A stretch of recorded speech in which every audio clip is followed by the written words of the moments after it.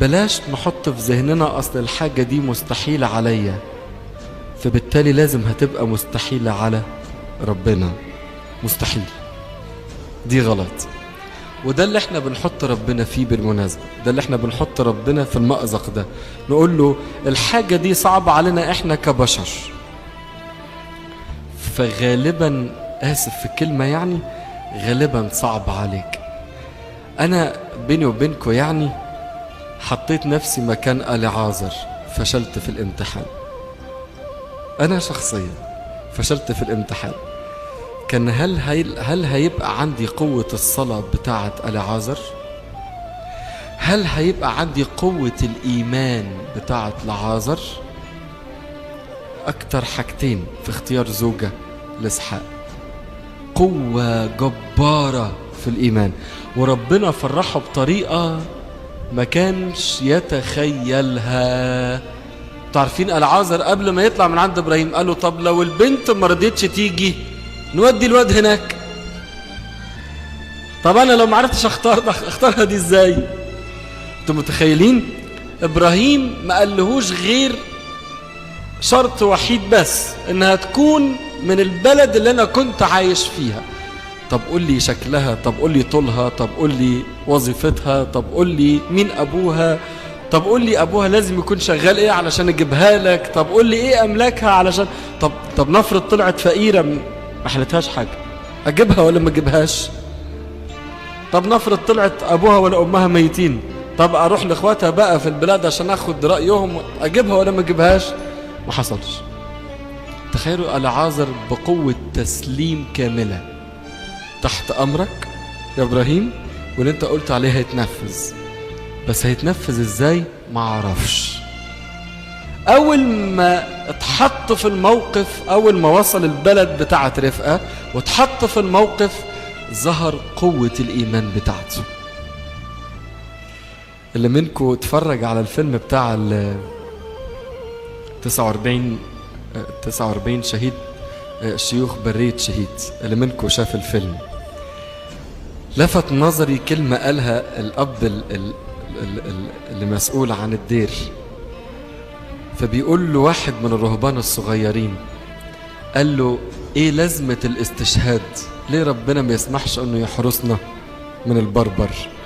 عارفين رد عليه رد انا استغربت له، قال له ده اختبار حقيقي للإيمان.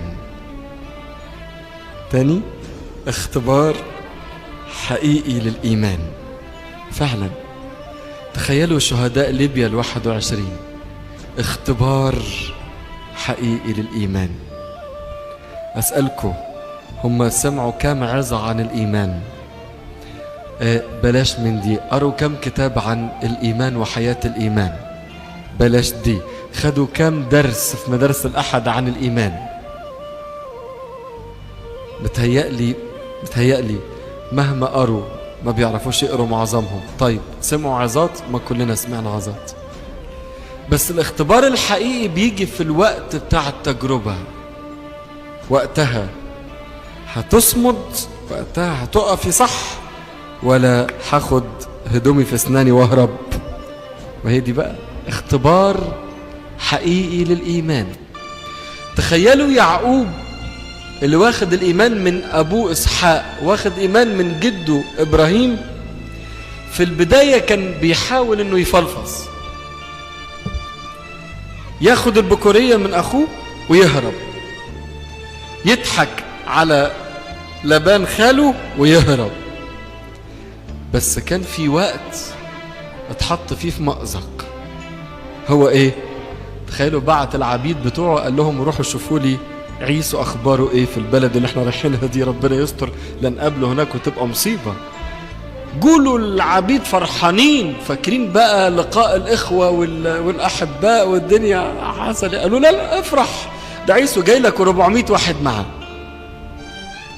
كان اختبار حقيقي للإيمان. ينفع يهرب؟ ينفعش. هيسيب كل اللي وراه بقى، عياله وليئة ورحيل وعياله والبهايم والمواشي والعبيد والجواري، جيش جيش. عارفين الكتاب يقول ايه؟ كان عنده جيشين. تخيلوا كمية الناس اللي معاه، ما ينفعش يهرب. فكان اختبار حقيقي لما اتحط قصاد الموقف قال ما بدهاش.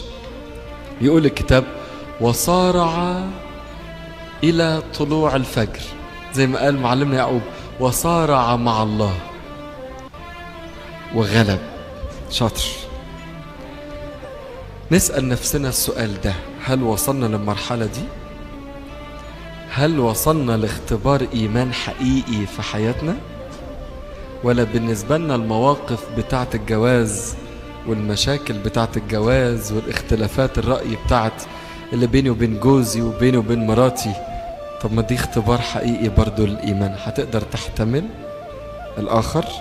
هتقدر تحتمل الآخر؟ آخر حاجة أقولها لكم عشان يعني قدس أبونا بشوي جاي في الطريق دلوقتي على طول. عجبني بقى منظر العريس. احنا خلصنا من العروسة بقى وتربيتها وقدوتها وعلاقتها الحلوة بربنا. اللي عجبني بقى، تخيلوا، سلام يا أبي، مش بعرف أتكلم أبونا بشوي قاعد، فربنا يستر يعني. فتخيلوا الحاجة الغريبة اللي لاحظتها في شخصية إسحاق. العروسة ما خدتوش من الكوافير. مش كده؟ ما راحش الكوافير، صحيح؟ مش كده؟ عارفين إسحاق راح فين؟ طلع في الحقل بره يتأمل. قالت له هو مين اللي بره بيتأمل في الحقل؟ قال لها ده سيدي إسحاق. ايه ده؟ يعني ده مش طالع من الكوافير زي الرجاله اللي طالعين دلوقتي والشباب اللي طالع يتجوز؟ ده مش طالع بقى بالبدله والكرافته والعربيه اللي جايبها مأجرها ب 5000 جنيه في اليوم ده عشان تبقى مبهره للناس في الشارع. واخد التأمل من ابوه ابراهيم. هو عارف اني انا عايز رايح فين، فكان لازم يبقى في خلوه بينه وبين ربنا.